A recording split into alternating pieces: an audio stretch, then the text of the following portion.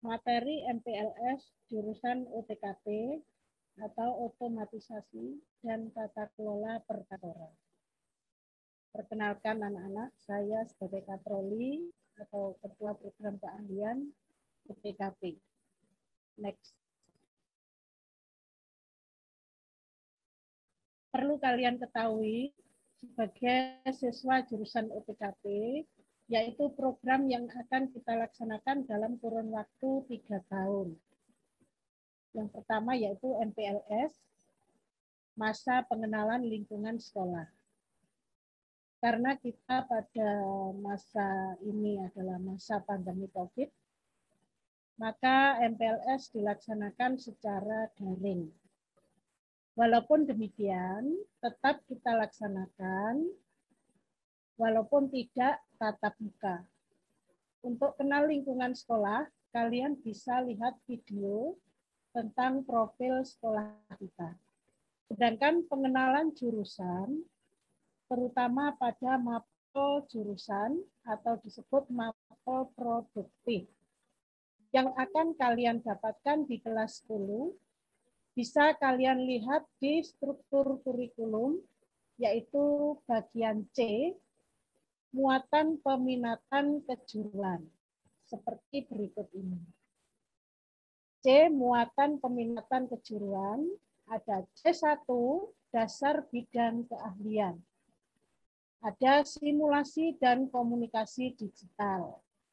Ada ekonomi bisnis, yang ketiga administrasi umum, dan yang keempat adalah IPA. Kemudian untuk C2, dasar program keahlian. Yang pertama ada teknologi perkantoran, kemudian yang kedua ada korespondensi atau surat menyurat, dan yang ketiga adalah kearsipan.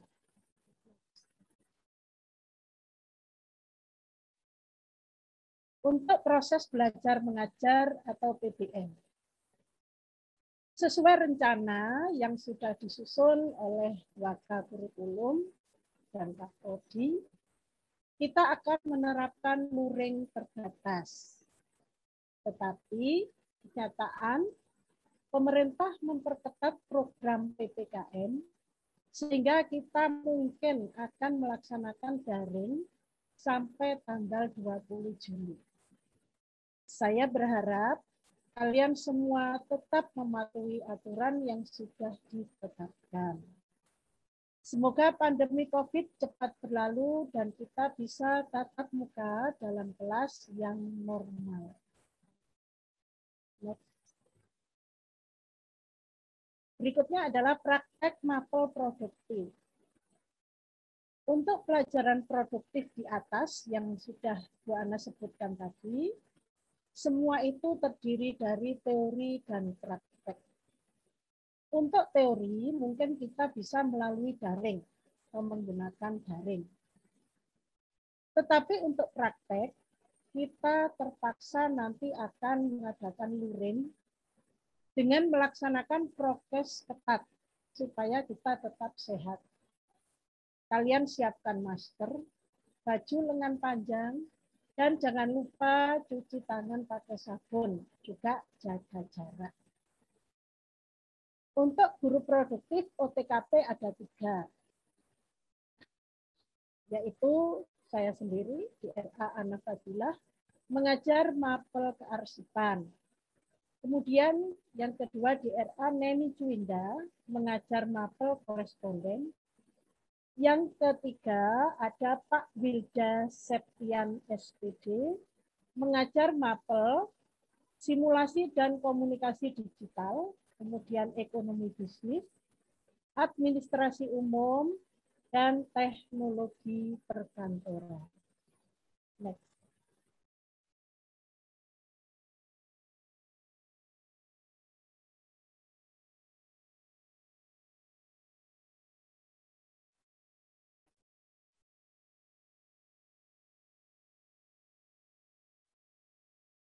Yang berikutnya adalah PKL atau praktek kerja lapangan. Untuk praktek kerja lapangan, dilaksanakan di DUDI. Apa DUDI itu? Yaitu dunia usaha dan dunia industri. Sekolah kita bermitra dengan DUDI yang sesuai dengan pekerjaan yang bisa dilakukan oleh siswa OTKP. Seperti kantor desa, kantor kelurahan, Polres Malang, Universitas Kanjuruhan Malang, PT Pindad, kemudian kemudian UM itu di Malang ya, kemudian Poltek juga di Malang, dan banyak lagi mitra untuk PKL jurusan OTKP. Untuk lamanya PKL adalah 6 bulan. Dan itu dilaksanakan nanti di kelas 11 semester 2. Jadi kalian bekalnya ada di kelas 10 ya, persiapan untuk PKL di kelas 11. Kemudian yang berikutnya adalah uji kompetensi. Jadi untuk anak OTKP atau untuk sekolah kejuruan itu nanti terakhir kali di kelas 12 kita akan melaksanakan uji kompetensi. Uji kompetensi yaitu diujikan semua kompetensi yang ada di siswa yang sudah diberikan mulai dari kelas 10 sampai kelas 12 untuk mapel produktif. Jadi khusus untuk mapel produktif ya. Untuk itu perlu kalian ketahui kompetensi apa saja yang harus kalian kuasai selama 3 tahun ini untuk bekal kalian melaksanakan uji kompetensi. Antara lain seperti di bawah ini. Yaitu kalian harus mahir mengetik komputer 10 jari. Dan cepat ya, karena nanti yang dinilai adalah cepat dan benarnya. Kemudian yang kedua adalah kalian mahir membuat surat. Yang pertama yaitu surat dalam bahasa Indonesia dan kemudian membuat surat dalam bahasa Inggris tentunya dengan berbagai bentuk surat dan sampul surat. Itu nanti diajarkan oleh Bu Neni. Kemudian yang berikutnya yaitu mengatur pertemuan atau rapat. Mengatur pertemuan atau rapat. Kemudian menangani arsip, ini nanti yang akan Tuhan ajarkan pada kalian, mulai dari menerima sampai dengan menyimpan arsip dan menemukan kembali arsip. Kemudian mengelola kas kecil. Mengelola kas kecil adalah kita tidak mengelola kas besar, jadi kas besar nanti yang mengelola adalah jurusan akuntansi. Kita mengelola kas kecil yang ada di kantor pimpinan. Menangani agenda kerja pimpinan, jadi kita membuat agenda kerja pimpinan, pimpinan mau kemana itu kita buatkan agendanya. Mencari informasi melalui internet, jadi informasi apa saja yang diperlukan oleh pimpinan, kita akan mencari lewat internet, itu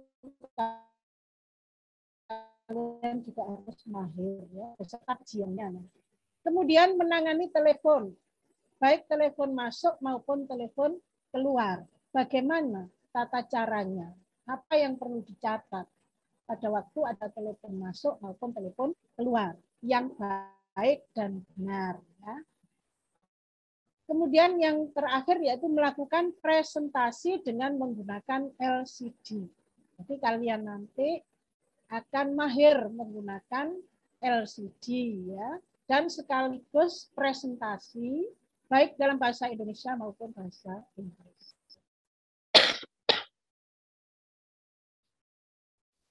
Kemudian berikutnya adalah peluang kerja jurusan OTKP. Pada intinya semua kegiatan di DUDI tidak bisa lepas dari kegiatan administrasi. Kenapa?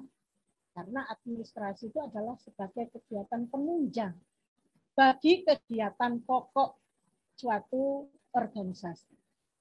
Tanpa ada kegiatan administrasi, maka kegiatan pokok itu tidak akan berhasil dengan baik. Ya. Jadi kita itu ikut menunjang kegiatan pokok, ikut membuat berhasil dari suatu kegiatan pokok.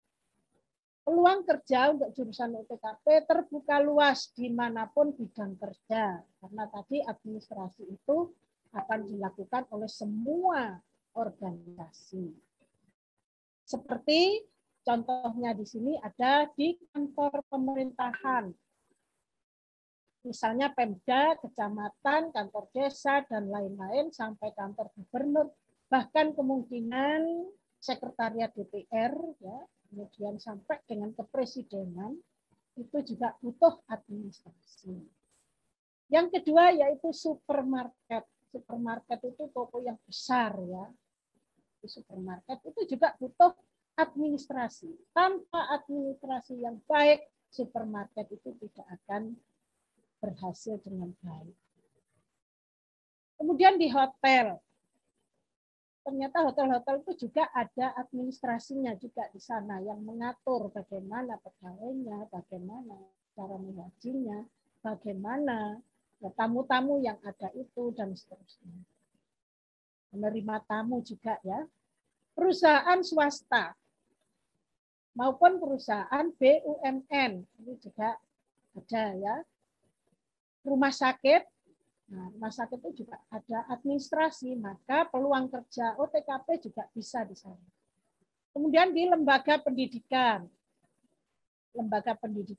baik yang mulai dari tingkat dasar sampai tingkat perguruan tinggi, bahkan untuk kursus-kursus itu juga perlu jurusan OTKP di sana.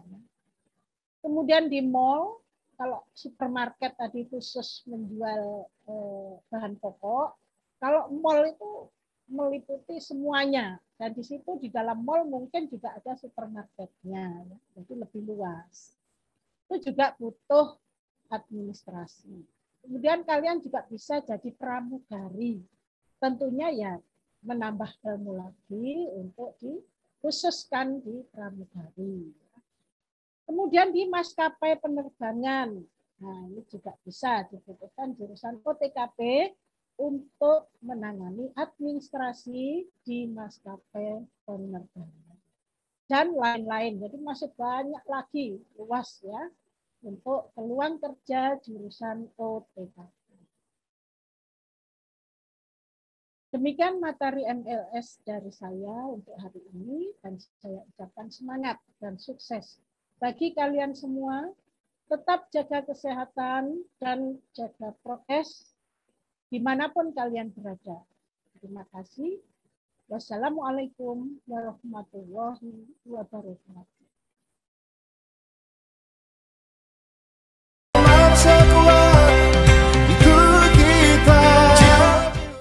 Assalamualaikum warahmatullahi wabarakatuh. Selamat pagi dan salam sejahtera untuk kita semua. Apa kabar anak-anakku sekalian? Mudah-mudahan hari ini masih tetap semangat dan dalam keadaan sehat dan juga bahagia. Nah, pada kesempatan kali ini saya akan menyampaikan materi tentang bimbingan dan konseling dan sekaligus bursa kerja khusus di SMK PGRI Toren. Sebelum itu, izinkan saya untuk memperkenalkan diri. Ya, nama saya adalah Iin Nuroniah, bisa dipanggil Bu Iin. Di sini saya selaku guru bimbingan dan konseling sekaligus koordinator bursa kerja khusus. Nah, kami ucapkan selamat datang kepada seluruh siswa-siswi kelas 10 tahun pelajaran 2021-2022 di SMK PGRI Toren. Nah, langsung saja saya akan menyampaikan materi tentang bimbingan dan konseling serta bursa kerja khusus.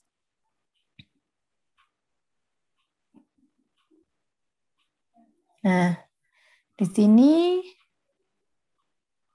apa sih bimbingan dan konseling itu? Mungkin di SMP atau MTS dulu sudah ada atau sudah mengenal yang namanya bimbingan dan konseling.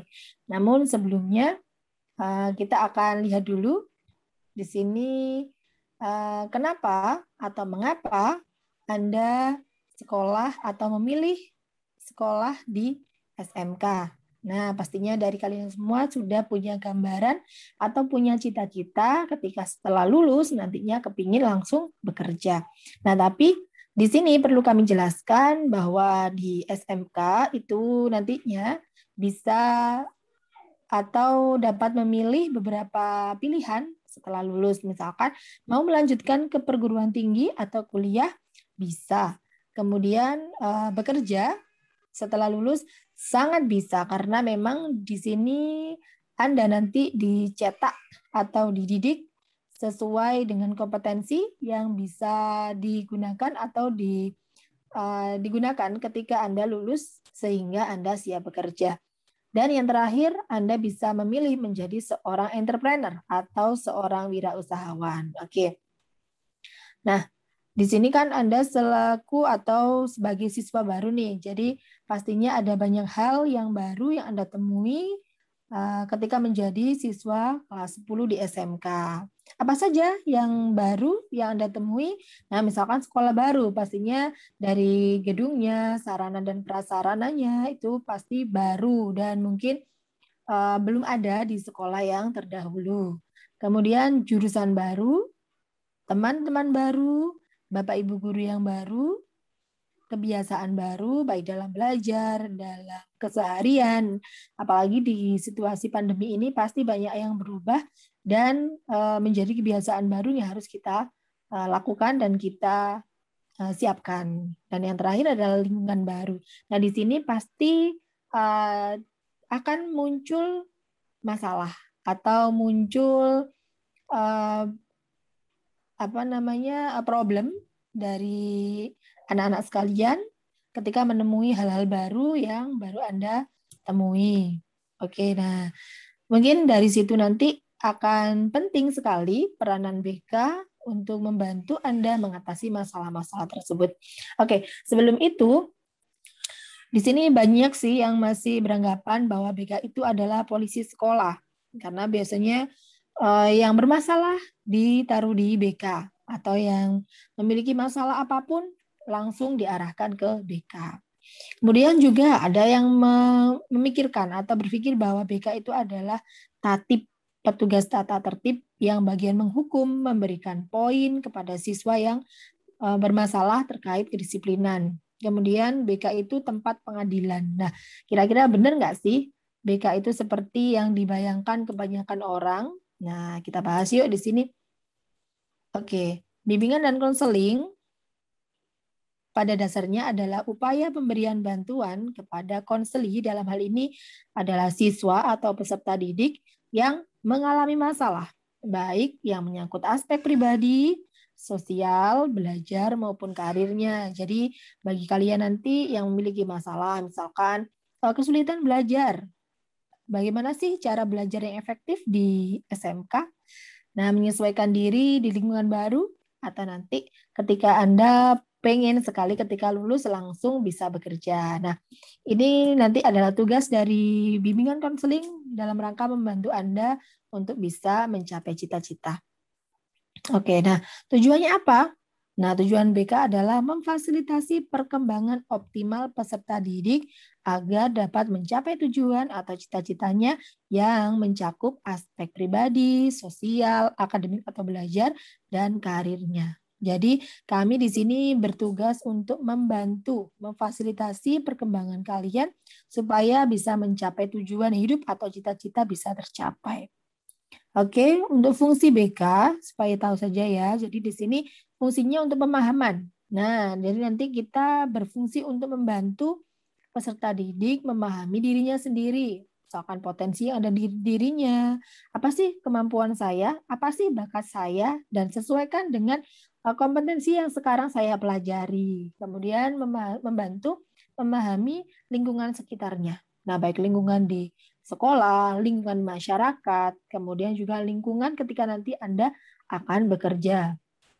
Kemudian, fungsinya yaitu mencegah masalah, timbulnya masalah atau preventif. Jadi, berusaha membantu siswa supaya tidak sampai mengalami masalah. Misalnya, masalah remaja, jangan sampai terjerat narkoba, free sex, Nah, seperti itu. Jadi kita berupaya untuk membantu siswa dalam mencegah masalah. Yang ketiga adalah fungsi pengentasan masalah. Nah, di sini ketika ada siswa yang sudah mengalami masalah, nah tugas BK adalah fungsi BK adalah mengentaskan. Dalam hal ini membantu memberikan atau mencarikan alternatif solusi yang sekiranya bisa dilakukan oleh siswa tersebut. Nah, jadi kami bukan mengarahkan, tapi kita membantu untuk mencari solusinya. Jadi solusi itu diputuskan secara bersama-sama.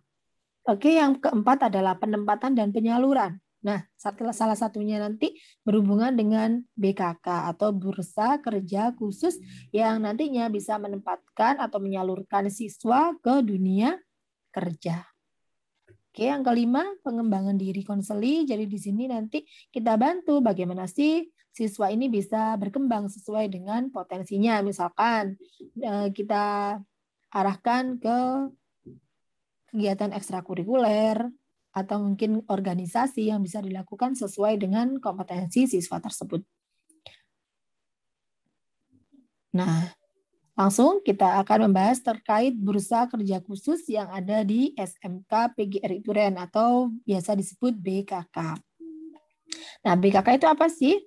BKK adalah sebuah lembaga yang dibentuk di sekolah menengah kejuruan, baik negeri dan swasta, sebagai unit pelaksana yang memberikan pelayanan dan informasi lowongan kerja, pelaksana pemasaran, penyaluran kerja, dan penempatan tenaga kerja, dan merupakan mitra Dinas Tenaga Kerja dan Transmigrasi. Jadi di sini secara rinci atau secara gampangnya, skema kerja BKK itu terdiri dari 3 komponen, yakni BKK itu sendiri yang berdiri di SMK, kemudian dunia usaha atau dunia industri yang bisa disebut DUDI, yang ketiga adalah Dinas Tenaga Kerja. Jadi 3 komponen ini antara SMK, dunia kerja, dan Dinas Tenaga Kerja harus saling bersinergi sehingga bisa mencapai tujuan ketika SMK bisa menyalurkan lulusannya ke dunia industri atau dunia kerja di bawah naungan Dinas Tenaga Kerja. Jadi di sini tidak ada pekerjaan yang ilegal, artinya Anda bekerja tidak sesuai aturan atau nantinya akan merugikan siswa itu sendiri. Oke, nah karena Anda kelas 10, pastinya nanti supaya punya gambaran ketika nanti akan lulus dan gambaran apa sih yang harus saya siapkan ketika saya nanti pendidikan di SMK, sekaligus persiapan saya menghadapi dunia kerja. Nah, sebelum itu Anda harus tahu jenis-jenis industri yang ada di lapangan atau jenis industri yang ada di masyarakat. Terdiri dari 3 jenis industri. Yang pertama adalah industri padat teknologi, yang kedua industri padat karya, dan 3 industri jasa. Oke, untuk jenis industri padat teknologi ini syaratnya yang pertama adalah seseorang atau calon pekerja itu diambil dari jurusan yang sesuai kebutuhan. Artinya jurusan itu mempengaruhi jenis pekerjaan yang akan dimasuki. Ya, kemudian dibutuhkan disiplin yang tinggi karena jelas di sini yang namanya industri padat teknologi itu lebih cenderung kepada teknologi mutakhir atau teknologi canggih. Jadi tidak bisa sembarangan atau tidak bisa seenaknya dalam mengoperasikan teknologi tersebut. Kemudian persaingan sangat ketat karena memang di sini yang diambil sangat sedikit. Jadi jumlah manusia dengan jumlah mesin atau teknologi yang ada itu sangat kecil jumlahnya. Jadi manusianya sedikit, teknologinya banyak. Jadi di sini memang persaingannya sangat ketat. Nah, karena persaingan sangat ketat, di sini jelas untuk gaji sangat tinggi. Jadi di atas UMK atau upah minimum kota atau kabupaten. Nah, ini contohnya. Misalkan di industri, komputerisasi, listrik, kemudian pemesinan. Jadi di situ memang dibutuhkan orang-orang yang profesional, baik dari skill atau kemampuan maupun dari sikapnya. Nah, jadi nanti Anda kalau misalnya kepingin bekerja di industri teknologi, pada teknologi. Lah inilah syarat yang harus Anda siapkan. Nah, kemudian yang kedua, jenis industri padat karya. Nah, di sini syarat tidak mutlak. Maksudnya untuk jurusan itu tidak berpengaruh. Jadi, misalkan tinggi badan itu tidak seperti di jurusan jenis industri padat teknologi. Kemudian dari usia itu juga tidak begitu berpengaruh. Jadi syarat di sini tidak mutlak seperti di industri padat teknologi. Kemudian yang kedua, calon pekerja itu harus mau belajar hal yang baru. Karena apa? Kalau di industri padat karya itu cenderung kepada pekerjaan yang sebelumnya belum pernah kita lakukan atau keterampilannya tidak diajarkan di sekolah. Nah, jadi nanti Anda kalau misalkan mau melamar di industri padat karya harus mau belajar hal yang baru karena memang tidak ada sebelumnya dan tidak diajarkan di sekolah. Kemudian persaingan cukup ketat karena di sini yang dibutuhkan adalah manusia terampil dan mau bekerja keras. Jelas nanti meskipun syarat tidak mutlak, cuman nanti dari hal-hal khusus misalkan kedisiplinan, kemudian ketekunan itu tetap diperhatikan. Nah, untuk gaji di sini rata-rata UMK atau upah minimum kota dan kabupaten. Jadi setiap kota atau kabupaten itu memiliki standar gaji yang berbeda-beda. Jadi nanti Anda harus tahu sebelum Anda melamar bagaimana sih sistem penggajiannya, apakah menggunakan UMK atau sistem borongan atau seperti apa. Jadi nanti ini sebagai wawasan di awal supaya Anda ketika nanti mau bekerja tidak sampai salah pilih. Nah, ini contohnya. Misalkan di industri tekstil, menjahit misalkan atau garment. Nah, ada juga yang industri makanan olahan atau industri UMKM, misalkan pengolahan makanan atau juga industri tembakau, pembuatan rokok. Nah, di sini jelas yang kita bisa lihat adalah industri padat karya itu adalah menggunakan atau membutuhkan sekian banyak tenaga manusia daripada mesin atau teknologinya. Karena memang cenderung dari teknologi ini masih manual atau teknologi belum secanggih di industri padat teknologi. Oke, untuk jenis industri yang ketiga adalah jenis industri jasa. Nah, syaratnya apa saja? Yang pertama, penampilan menjadi syarat utama karena memang industri jasa itu berhubungan langsung kepada customer atau kepada pelanggan. Nah, jadi nanti yang menjadi penilaian pertama ketika Anda mau melamar kerja adalah penampilan atau disebut good looking. Misalkan tinggi badannya harus 160 bagi laki-laki, 155 bagi perempuan. Dan ini memang menjadi salah satu syarat supaya di industri jasa ini memang supaya laku begitu ya. Jadi penampilan menjadi syarat utama. Kemudian jurusan tidak berpengaruh. Jadi siapapun dari jurusan apapun boleh mendaftar atau melamar. Karena memang nanti yang dibutuhkan selain penampilan juga pastinya harus memiliki keterampilan komunikasi yang baik. Nah, biasanya yang pintar ngomong nih atau yang pintar berkomunikasi lah, di sinilah tempat yang saya rasa tepat ketika Anda mau melamar di sini. Nah, untuk gaji rata-rata UMK. Contohnya apa saja? Nah, ini misalkan pramuniaga di minimarket atau supermarket. Ada juga yang menjadi pramugari, pramugara yang bekerja di industri transportasi. Ada juga Gojek. Nah, sekarang ini Gojek yang menjadi salah satu tren pekerjaan yang mulai muncul saat ini. Jadi banyak yang beralih dari pekerjaan-pekerjaan sebelumnya, misal karyawan menjadi driver Gojek, ya.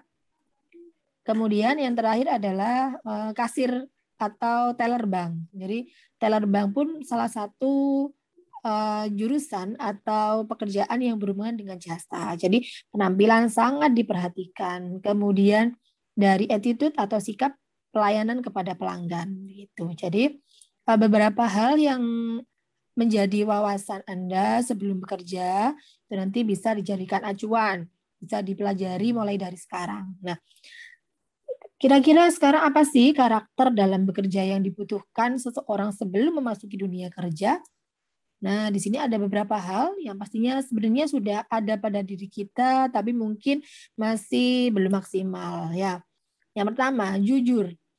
Nah, karakter kejujuran ini yang menjadi tolak ukur pertama.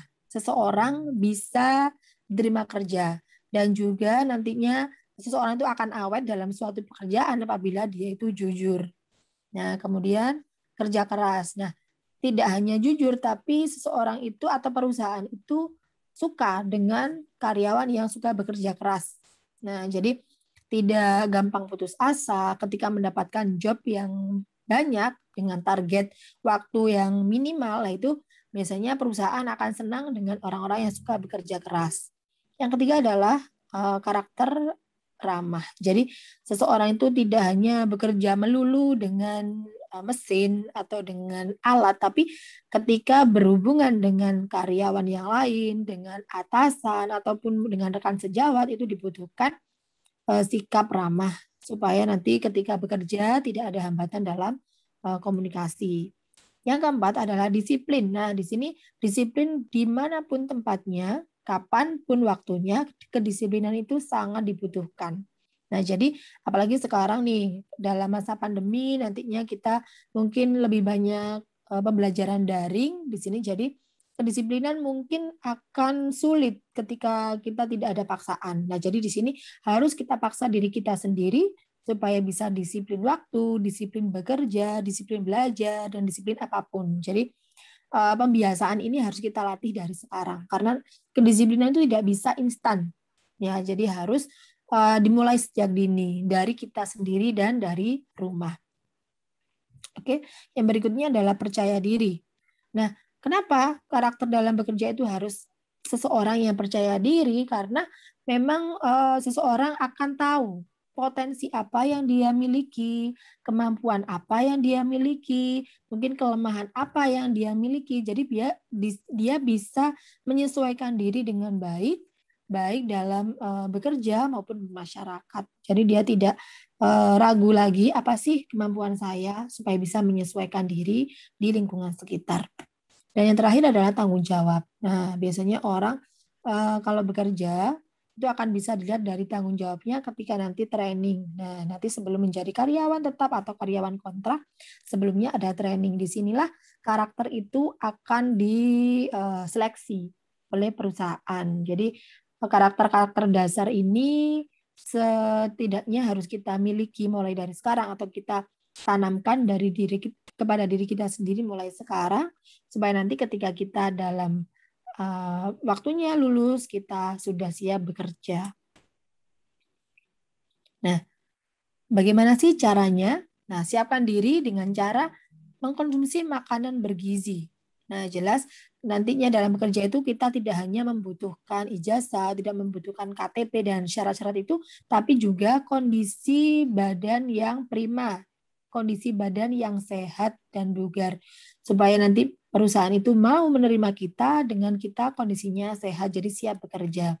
Kemudian yang kedua, menjaga kesehatan mata. Nah, apalagi era teknologi digital seperti ini, kita tidak bisa lepas dari yang namanya gadget. Nah, jadi gadget ini salah satu hal yang bisa mempengaruhi kesehatan mata kita. Jadi bijaklah dalam menggunakan gadget yang kita miliki supaya apa yang kita butuhkan bisa terpenuhi dan kesehatan mata pun tetap bisa kita jaga. Yang ketiga, ini tolong dipastikan bahwa dalam diri kita tidak ada tato ataupun tindik bagi yang laki-laki. Jadi disinilah hal pertama yang menjadi syarat ketika nanti Anda sebelum menjadi seorang karyawan, itu bisa dilihat dari selain kesehatan fisik, juga akan dilihat adakah bekas tato ataupun tindik yang ada dalam badan kita. Jadi tolong dipastikan jangan sampai ada tindik ataupun tato. Yang keempat, konsumsilah air mineral secara cukup. Nah, biasanya anak sekarang itu lebih suka ngopi daripada minum air mineral. Jadi disinilah nanti akan dilihat ketika ada cek kesehatan. Bagi siapa saja yang konsumsi air mineralnya kurang, nanti biasanya akan timbul gangguan kesehatan. Jadi mulai sekarang biasakan diri dengan sebanyak mungkin minum air mineral atau air putih supaya kondisi kita bisa tetap fit. Yang kelima adalah olahraga teratur. Nah, anak sekarang kan sukanya mager ya, malas gerak. Jadi usahakan olahraga ini tidak perlu olahraga yang berat, tapi olahraga yang teratur yang disesuaikan dengan kondisi atau kemampuan tubuh kita. Jadi untuk tetap menjaga kebugaran, di sini perlu olahraga secara teratur. Yang keenam adalah istirahat yang cukup. Nah, selain makan makanan yang bergizi, menjaga kesehatan mata, olahraga, nah istirahat juga harus kita perhatikan. Jadi sehari semalam itu maksimal ada 6 atau sampai 8 jam kita harus beristirahat. Nah, jangan sampai kita terbiasa untuk begadang, misalkan ngegame, nongkrong, atau apa begitu ya, melakukan kegiatan di malam hari, seharusnya yang digunakan untuk istirahat malah kita gunakan untuk hal-hal yang kurang bermanfaat. Dan yang terakhir adalah beribadah dengan baik. Jadi semua hal yang sudah kita persiapkan, sudah kita lakukan, tanpa kita imbangi dengan ibadah pastinya belum cukup. Nah, karena kita tidak bisa lepas dari pertolongan Yang Maha Kuasa. Jadi apapun yang sudah kita lakukan, apapun yang sudah kita siapkan, kita harus akhiri dengan ibadah. Jadi apapun agama kita, bagaimanapun cara kita beribadah, ibadah itu harus kita lakukan dengan baik. Oke? Nah, ini ada satu pepatah. Jika Anda tak tahan lelahnya belajar, berarti Anda siap menahan pedihnya kebodohan. Nah, di sini sebagai motivasi kalian, sebelum nanti Anda memasuki dunia SMK, alangkah lebih baiknya mulai sekarang kita tata pikiran kita tata hati kita, bagaimana sih menjadi siswa yang baik. Dan nantinya pastinya kita akan menjadi siswa yang lulus dan berprestasi, serta nanti di goal akhirnya atau tujuan akhirnya kita bisa bekerja. Oke, mungkin sekian paparan dari saya. Sampai berjumpa lagi di lain kesempatan. Mudah-mudahan pandemi ini segera berakhir. Kita bisa melaksanakan pembelajaran secara luring atau tatap muka. Terima kasih atas perhatiannya. Saya akhiri. Wassalamualaikum warahmatullahi wabarakatuh.